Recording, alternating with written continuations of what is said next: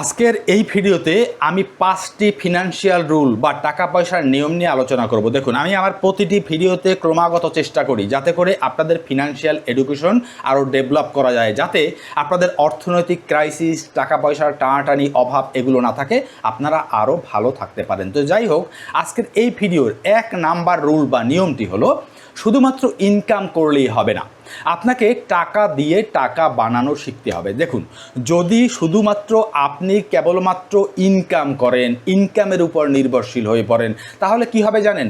আপনি যে টাকা ইনকাম করবেন সেই টাকা আপনি খরচ করে ফেলবেন। আপনার জীবন একটি র্যাট রেসের মধ্যে বা একটি ইঁদুর দৌড়ের মধ্যে আপনি ফেসে যাবেন।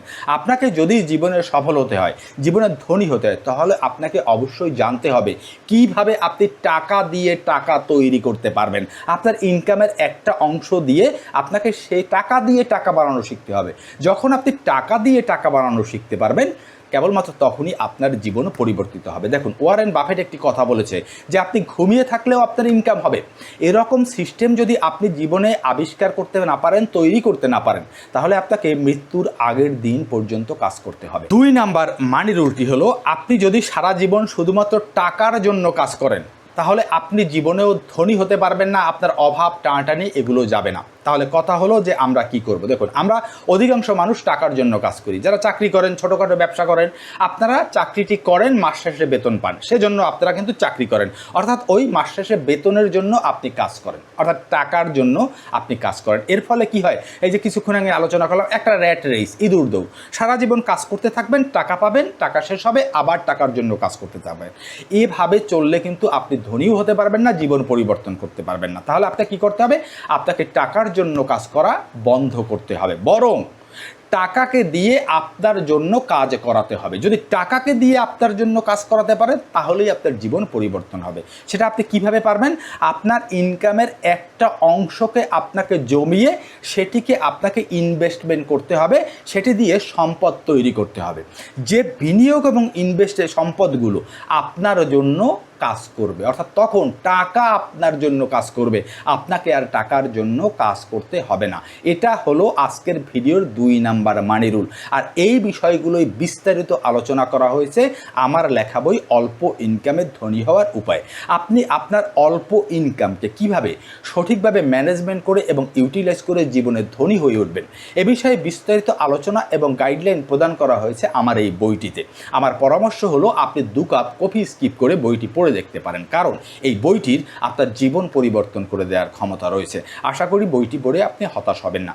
এটি একটি ইবুক এবং পিডিএফ আকারে। বইটির দাম রাখা হয়েছে মাত্র 199 টাকা। যারা বইটি ক্রয় করতে আগ্রহী, তারা দয়া করে আমার এই স্ক্রিনে দেওয়া নাম্বারে আমাকে হোয়াটসঅ্যাপে মেসেজ করতে পারেন।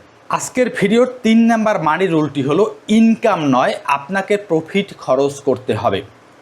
দেখুন, আমরা অধিকাংশ মানুষ কি করি? আমরা আমাদের ইনকামটিকে, অর্থাৎ আয়কে সরাসরি খরচ করে ফেলি। দেখুন, মাস শেষে আপনি যে টাকা বেতন পান, আমরা কি করি? সারা মাস বসে সেই টাকা খরচ করে ফেলি। অধিকাংশ ক্ষেত্রে দেখা যায় যে সেই পরিমাণ টাকায় আমাদের মাস চলেও না। তাহলে আমরা সরাসরি ইনকামকে খরচ করে ফেলি। আর যতদিন আপনি আপনার এই ইনকামকে খরচ করতে থাকবেন, ততদিন আপনার অর্থনৈতিক অবস্থার কোনো পরিবর্তন হবে না। যারা রিচ মাইন্ডসেট বা ধনী মানসিকতার বা ধনী হয়েছে, তারা কি করে জানেন? তারা জীবনের প্রাথমিক পর্যায়ে কখনো তারা ধনী হওয়ার পরও তাদের ইনকামকে তারা সরাসরি খরচ করে না। তারা যেটা করেছে সেটা হলো, তাদের ইনকামের একটা অংশকে তারা যত্নে সঞ্চয় করেছে। সেই সঞ্চয়ের টাকাটিকে তারা কোথাও বিনিয়োগ করেছে, সেটা দিয়ে তারা সম্পদ তৈরি করেছে। পরবর্তীতে ওই বিনিয়োগ এবং সম্পদ যখন প্রফিট বা লাভ নিয়ে এসেছে, অর্থাৎ আরও টাকা নিয়ে এসেছে, সেখান থেকে সেই লাভের একটা অংশ টাকা তারা খরচ করে। আর আমরা মনে করি কি, ধনীরা ফুটানি করে, ধনীরা আমাদের চেয়েও বেশি খরচ করে। মূল রহস্য হলো, আমরা ধনীদের সাথে পাল্লা দিতে গিয়ে আমরা এই রহস্যটি জানি না বলে আমরা আমাদের ইনকামের টাকা সরাসরি খরচ করি। আর ধনীরা কি করে? তারা ইনকামের টাকা বিনিয়োগ করে সম্পদ তৈরি করে, সেখান থেকে যে প্রফিট পায় তার একটা অংশ খরচ করে, যার ফলে কিন্তু তারা আর গরিব হয় না, তাদের সম্পদ আরও বৃদ্ধি করতে পারে। সুতরাং এটি একটি গুরুত্বপূর্ণ রুল। 4 নাম্বার রুলটি হলো, যদি আপনার ইনকাম বাড়ে, বা আপনার হাতে হঠাৎ কোথাও থেকে টাকা আসে, তাহলে দয়া করে আপনি আপনার লাইফ স্টাইল ইনফ্লেশন ঘটাতে যাবেন না, অর্থাৎ জীবন মানের উন্নয়ন সেই টাকা দিয়ে করতে যাবেন না। লাইফ স্টাইল ইনফ্লেশন কি? আপনি আগে ১,১২০০ টাকা দামের শার্ট পরতেন, কিন্তু এখন আপনার ইনকাম বাড়ায় বা কোথাও থেকে টাকা আসায় আপনি ২,২৫০ টাকা দামের শার্ট পরছেন। আপনার বাসায় আগে এসি ছিল না, আপনি টাকা আসার পর ইনকাম বাড়ার পর এসি কিনলেন। আপনার বাসায় আগে ১ টনের এসি ছিল, টাকা আসার পর আপনি ১.৫ টন ২ টনের এসি কিনলেন। আপনার হাতে আগে ব্র্যান্ডের ঘড়ি ছিল না, ইনকাম বাড়ার পর আপনি ব্র্যান্ডের ঘড়ি পরা শুরু করলেন। এগুলোকে বলা হয় লাইফ স্টাইল ইনফ্লেশন। দেখুন, আপনার বাড়তি ইনকাম বা হঠাৎ টাকাটিকে যদি আপনি লাইফ স্টাইল ইনফ্লেশনের খাতে খরচ করেন, তাহলে আপনি কিন্তু আর ওই যে কিছুক্ষণ আগে বললাম বিনিয়োগ করতে পারবেন না, সম্পদও তৈরি করতে পারবেন না, আপনার আর বাড়তি ইনকাম সোর্সও তৈরি হবে না। ফলে কি হবে জানেন? আপনি যেটাই ইনকাম করবেন সেইটাই খরচ করে ফেলবেন সারা জীবন। আপনাকে টাকার জন্য কাজ করে দিতে হবে, আপনার জীবনের কিন্তু তেমন কোনো উন্নতি হবে না। আজকের ভিডিওর ৫ নাম্বার যে রুল বা নিয়মটি নিয়ে আরও কথা বলবো, সেটি হলো আপনাকে অবশ্যই আপনার অপ্রয়োজনীয় খরচ বন্ধ করতে হবে। দেখুন, আমরা প্রতিদিন এমন অনেক খরচ করি, ৫ টাকা, ১০ টাকা, ২০ টাকা, ৫০ টাকা, ১০০ টাকা, যেটি আমাদের কাছে খুব কম মনে হয়, অল্প পরিমাণ মনে হয়।